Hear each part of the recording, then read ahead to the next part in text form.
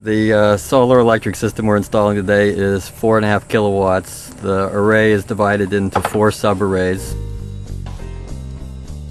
There's 6 modules in each sub-array. They're rated at 24 volts nominal. They actually produce somewhere between 36 and 50 volts. And they're wired in series, so our voltage coming into the control center varies between 300 and 400 volts.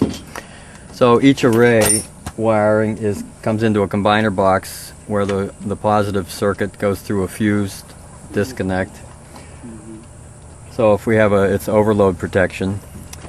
From there the circuit is combined into one set of wires that carries the total amperage of the whole array. And that goes into a DC disconnect, which is just simply a switch to be able to shut off the array in the need of maintenance.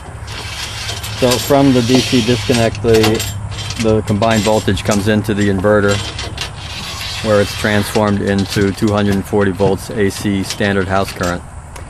And from that point it goes inside to the house through an AC disconnect, which is a means to shut off the system for the power company in the event of a grid failure, so that they can isolate out the power and safely work on the grid.